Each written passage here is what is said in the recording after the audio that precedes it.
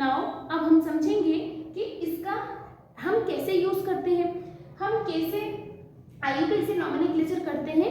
अब हम इस वीडियो में इस चीज को हम समझेंगे। इसके लिए सबसे पहले हम थोड़ी सी बेसिक चीजों को हम कवर करते हैं, बेसिक चीजों को हम समझते हैं। जैसे हमने इसके प्रीवियस वीडियो में समझा था कार्बन की जो कुछ स्पेशल प्रॉपर्टीज, उसकी कुछ स्पेशल ऐसी खास बातें जो उसको अन्य जो दूसरे अदर एलिमेंट्स होते हैं उससे थोड़ा सा डिफरेंट बनाती हैं। जैसे कि हमने कार्बन की स्पेशल प्रॉपर्टी जो है जिसको हमने समझा था कि कार्बन की जो होती है वो टेट्रा वैलेंसी होती है, मतलब कार्बन के अंदर 4 वैलेंसीज होती हैं। अब कार्बन एक तो खुद से ही बॉन्ड बनाता है, दूसरी बात उस खुद से ही बॉन्ड बनाता है। ये कैसे होता है? ड्यू टू कैटेनेशन के कारण, मतलब कार्बन के अंदर सेल्फ लिंकिंग की प्रॉपर्टी होती है तो वो खुद से बॉन्ड बनाता है। एक दूसरी बात, कार्बन के अंदर जो उसकी जो एक प्रॉपर्टी होती है, जो उसकी क्वालिटी होती है कि वो टेट्रा वैलेंसी यानी 4 जो है उसके 4 बॉन्ड बनाता है। अब अगर कार्बन के साथ में कोई और बॉन्ड नहीं बना रहा है तो हम ऐसे कह सकते हैं जो कार्बन का बहुत अच्छा स्पेशल फ्रेंड है, जो कहता है कि कोई नहीं तो मैं तो हूँ, मतलब कार्बन के साथ में अगर कोई बॉन्ड नहीं भी बना रहा है तो हाइड्रोजन देखोगे आप कि हाइड्रोजन तो हमेशा उसके साथ में बॉन्ड बनाता ही बनाता है। लेकिन अब हम इसका केमिस्ट्री में यूज कैसे करते हैं, आईयूपीएसी नॉमेनक्लेचर कैसे करते हैं, इसको समझने के लिए हम एक एग्जांपल लेते हैं। जैसे मैंने एक एग्जांपल लिया,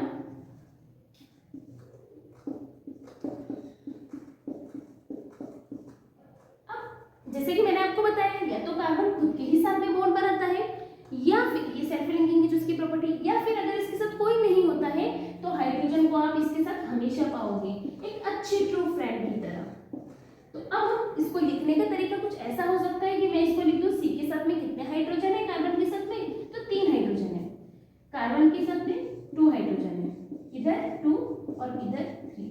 मतलब आपको एक चीज नोटिस करनी है कि कार्बन की हमेशा 4 वैलेंसीज होती है। तो देखो 3 हाइड्रोजन यहाँ हो गए, चौथा इस कार्बन के साथ बॉन्ड बन रहा है, मतलब कार्बन का कार्बन के साथ में बॉन्ड बन रहा है, ना कि हाइड्रोजन का कार्बन के साथ में बन रहा है। अब नॉमेनक्लेचर एक्चुअली में हम कैसे करते हैं, इसके लिए सबसे पहले हम नंबरिंग करते हैं, काउंटिंग करते हैं, काउंटिंग 1 2 3 4। ये काउंटिंग दोनों तरह से होती है, पीछे से भी करते हैं हम और आगे से भी करते हैं। तो ये हमारे काउंटिंग करने का तरीका हो गया, ठीक है ना। अब क्योंकि हमने वर्ड रूट में पिछला जो हमारा वीडियो है जिसमें हमने वर्ड रूट में समझा था कि यदि एक कार्बन होता है तो उसे हम क्या कहते हैं, मैथ कह रहे हैं, 2 कार्बन है तो उसे हम क्या कह रहे हैं, एथ कह रहे हैं। मतलब ये जो सारी चीजें हम प्रीवियस वीडियो में डिस्कस कर चुके हैं।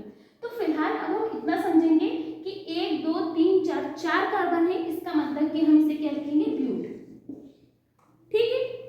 इसके साथ साथ हमने जब सफिक्स पढ़े थे तो हमने 2 तरह के सफिक्स पढ़े थे, एक हमने प्राइमरी सफिक्स पढ़ा था, एक हमने सेकेंडरी सफिक्स पढ़ा था।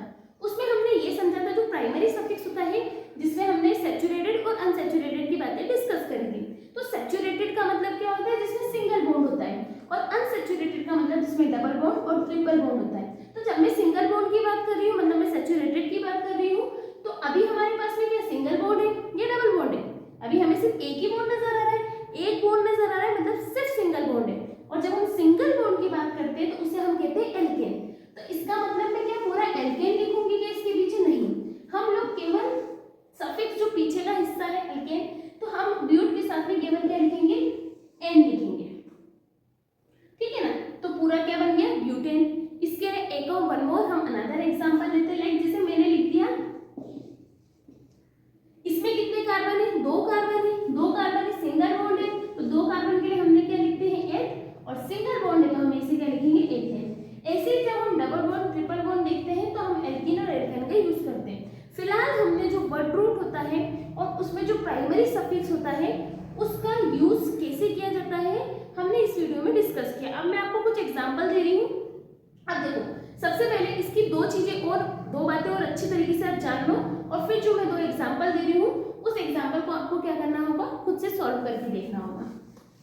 अब सबसे पहले आप ये समझ लीजिए कि जब भी हम नॉमेनक्लेचर करते हैं तो नॉमेनक्लेचर करने के लिए हमारे पास एक कंडीशन ये होनी चाहिए कि जो हमारी चेन है वो एक लॉन्गेस्ट चेन होनी चाहिए, लॉन्गेस्ट वर्ल्ड लॉन्गेस्ट चेन होनी चाहिए, पाइथन चेन होनी चाहिए। मतलब जैसे लाइक मैंने एक एग्जांपल के लिए आपके सामने ये लिखा, तो पहली बात तो ये लॉन्ग चेन होनी चाहिए, सबसे पहली कंडीशन कि ये लॉन्ग चेन होनी चाहिए। दूसरी कंडीशन कि ये पैरेलल होनी चाहिए। पैरेलल का मतलब क्या होता है, मतलब कंटिन्यूस होनी, सॉरी होनी चाहिए। कंटिन्यूस का मतलब क्या होता है कि जो लगातार साथ में चले। अब जैसे एक ही एग्जांपल होगी, एक एग्जांपल के लिए हम और समझते हैं कि जैसे हमारे पास में ये है,